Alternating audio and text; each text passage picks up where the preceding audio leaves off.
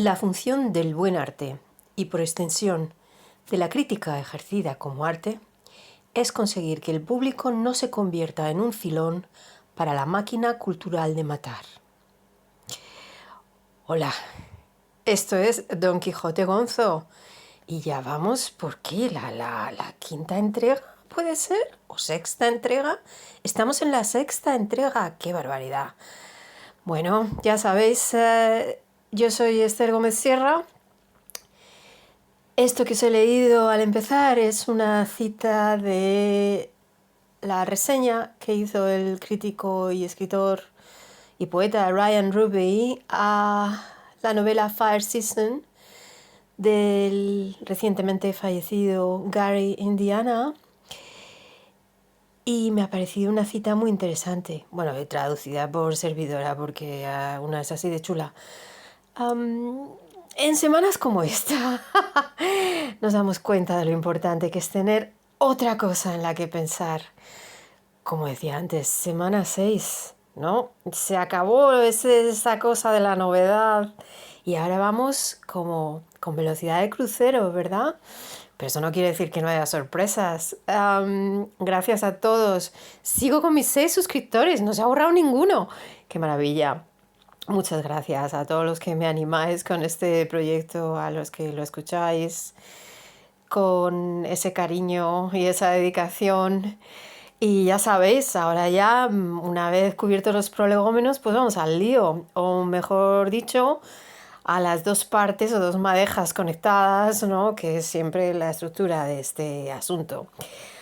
Bueno, la semana pasada dejamos a Don Quijote literalmente patas arriba y en su situación más posmoderna, haciendo una performance de sus heridas y su situación acorde con el imaginario caballeresco.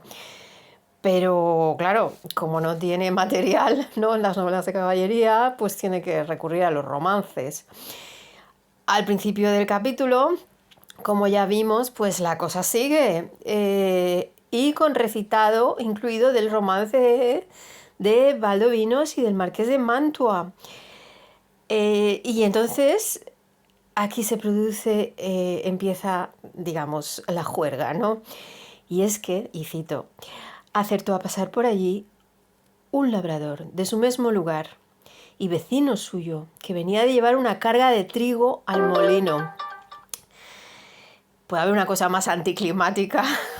Don Quijote ahí performándose en su derrota heroica y llega el vecino pues de sus cosas, de las cosas básicas, de llevar el trigo a moler para hacer harina, para hacer pan.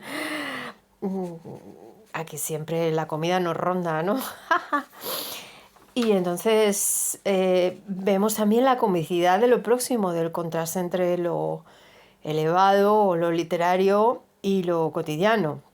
Luego nos enteraremos que este labrador se llama Pedro Alonso, ¿no? Que es también un nombre muy bonito, así, en plan, pues, hombre corriente, ¿no? Bueno, pero no os penséis, Don Quijote ha seguido en carácter. Y bueno, los que habéis leído el capítulo, pues ya lo habéis visto, y los que no, pues aquí tenéis un pequeño indicador para que nadie se pierda, ¿no? In character, como dicen los ingleses, ¿no? Sigue con el personaje puesto. Y claro, el labrador, cuando se da cuenta de quién es este pirado, ¿no? Dice, pero señor Quijana, muy interesante, ¿no? Otra versión del nombre de Don Quijote, evidentemente, y como ya dijimos al principio, a Cervantes no le interesa dejar al personaje definido en su cordura, ¿no? Hay una como multiplicidad de nombres, hay una nebulosa, ¿no?, identitaria, ¿no?, en ese Don Quijote del principio, al que el labrador califica de... Perdón, el labrador no, el narrador califica de hidalgo sosegado. El labrador le brinda auxilio como buen vecino. Y recordad lo que dije al principio, ¿no?, hace un par de vídeos, ¿no?, que la novela puede verse como un fresco del cuidado comunitario. Y este vecino se porta, ¿no?, y se lo lleva a casa. Voy a intentar no decir tantas veces eso de no, ¿no? Se lo lleva a casa. En el burro, ¡ay Dios! En el burro, y dice el narrador también, por parecerle caballería más sosegada. Bueno, pues nada, o sea, antiheroico a tope. Don Quijote como un fardo transportado por el burro del vecino. Y unidos los dos por el concepto de lo sosegado. Estas coincidencias léxicas así de Cervantes que pueden obedecerse simplemente a la naturalidad del estilo, a la velocidad de la escritura, a ciertos ecos internos, ¿no?, que siempre nos pasan cuando escribimos, me parecen preciosas, porque aquí hay un vínculo entre el hidalgo sosegado y el burro sosegado que me parece fantástico. Y que una lectura de este tipo que estamos haciendo nos permite apreciar. A lo mejor si lo leemos de corrido, pues no nos damos cuenta. Yo de esto no me había dado cuenta nunca y me he leído Quijote 8 veces. No, pues ya está. Bueno, pues ahí lo antiheroico, como he dicho, a tope. Y Don Quijote, aún a lomos del burro, pues sigue rajando. Ahora, con el romance del moro cautivo Abindarráez, que sería en este imaginario enloquecido, pues Don Quijote preso por Rodrigo de Narváez, el alcaide de Antequera, que sería el labrador. Y esto está sacado de un libro que, bueno, os pongo el vínculo abajo, como siempre, de la Diana de Jorge de Montemayor. Pero claro, llega un momento que ya el labrador le está dando tal brasa. Don Quijote, que ya el labrador está hasta la bola de oír chorradas de romances y tal, que no son de su mundo. Y entonces aquí parece que no hay comunión literaria, ¿eh? Esa comunión literaria que vimos con el ventero y tal, pues aquí parece que no. El labrador, y cito, se iba dando al diablo de ver tanta máquina de necedades, por donde conoció que su vecino estaba loco. Y esto es curioso, ¿no? Esta percepción clara, ¿no?, de una persona normal y corriente que va ahí con su burro y su trigo al molino y de vuelta, y se da cuenta de la obvia dislocación, ¿no?, de Don Quijote con la realidad, ¿no?, y esa prolongación en lo imaginario, ¿no? Y ahí Don Quijote suelta una frase que ha dado lugar a muchas elucubraciones críticas. Yo sé quién soy. Y a continuación dice que sus hazañas van a ser superiores a las de los 12 pares de Francia, a las de los 9 de la fama. Bueno, esto un inglés te lo califica rápidamente como delusional, ¿no? Tiene delirios de grandeza, que es también un elemento de su locura. Más adelante en la novela, en otro episodio, veremos en un momento crítico a Don Quijote también decir algo muy parecido en medio de una trifulca. Yo valgo por ciento, y sabemos que no va a ser así. Pero esa descabellada confianza en sí mismo, que forma parte de ese delirio de grandeza, es también un ingrediente fundamental de esta energía incalificable del personaje. Forma parte de su locura, pero también es el motor de las acciones. Como decía antes, el vecino es una muy buena muestra de ese cuidado comunitario, de ese amor vecinal, porque según van llegando al pueblo, que es muy pequeño, un lugar, ¿no?, nos dice el narrador, llegaron al lugar a la hora que anochecía, pero el labrador aguardó a que fuese algo más noche, porque no viesen al molido hidalgo tan mal caballero. Y esta delicadeza de preservar la imagen de Don Quijote en el pueblo, ¿no? Al fin y al cabo, pues es un personaje más o menos notable, es el hidalgo, ¿no?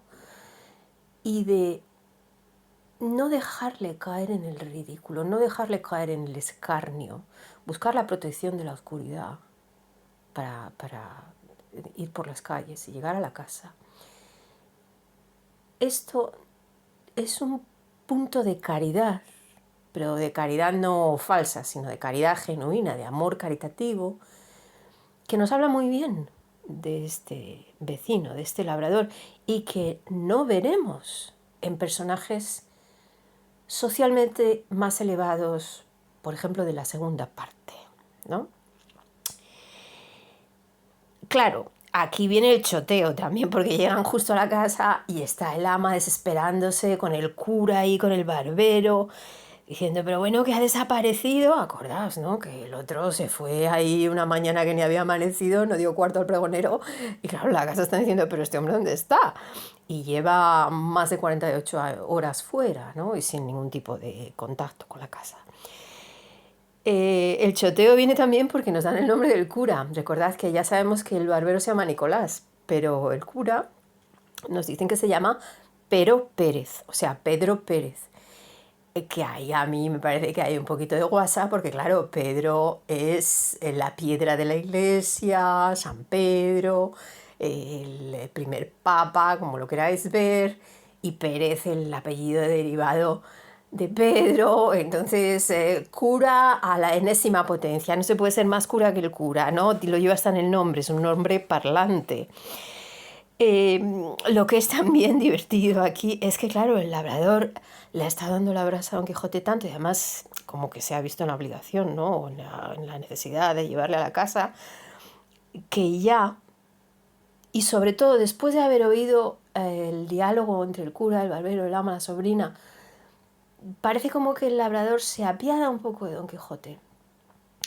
Y entonces se une a su mundo literario. ¡Chachán!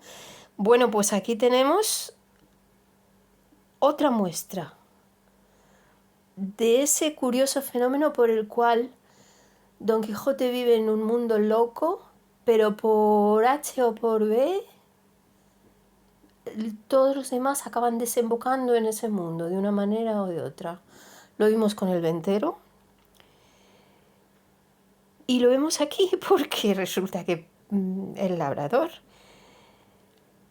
de repente, al presentar a Don Quijote a sus familiares y amigos, empieza a seguirle el rollo literario, empieza a decir que viene mal ferido, ¿no? Con esa adopción del vocabulario antiguo, de la fabla esta.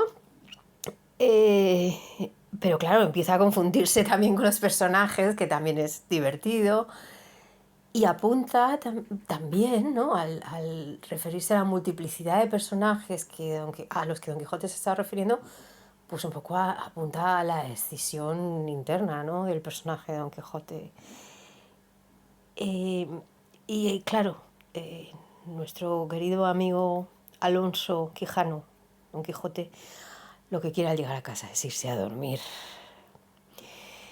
¿Qué es lo que suele hacer? Ya lo veremos, ¿no? Cuando vuelve de las aventuras, llega matado y se tiene que echar.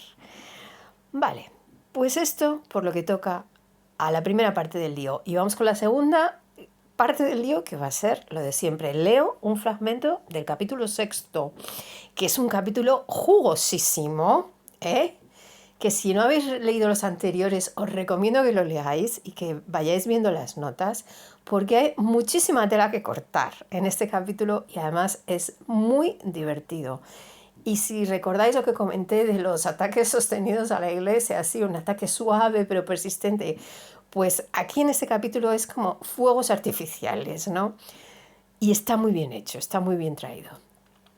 Leo el fragmento del capítulo 6, que no está al principio esta vez, está bastante avanzado en el capítulo. ¿Pero qué libro es ese?, dice el barbero. La Galatea de Miguel de Cervantes, y sé que es más versado en desdichas que en versos. Su libro tiene algo de buena invención, propone algo y no concluye nada. Es menester esperar la segunda parte que promete. Quizá con la enmienda alcanzará del todo la misericordia que ahora se le niega. Y entre tanto que esto se ve, tenedle recluso en vuestra posada, señor compadre. Que me place, respondió el barbero.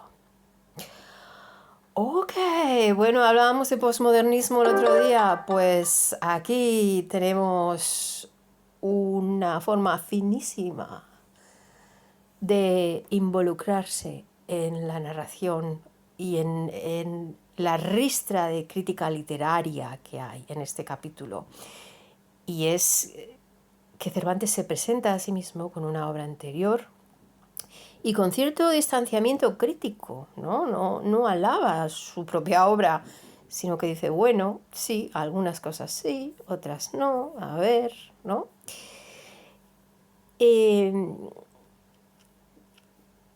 El cura le confía al barbero los libros porque esto formaba parte de los procedimientos inquisitoriales, que había libros que si no se quemaban, pero si se consideraban de alguna manera nocivos, se podían dar a guardar a una persona de confianza que procuraba que no se leyeran ni tuvieran difusión, en fin.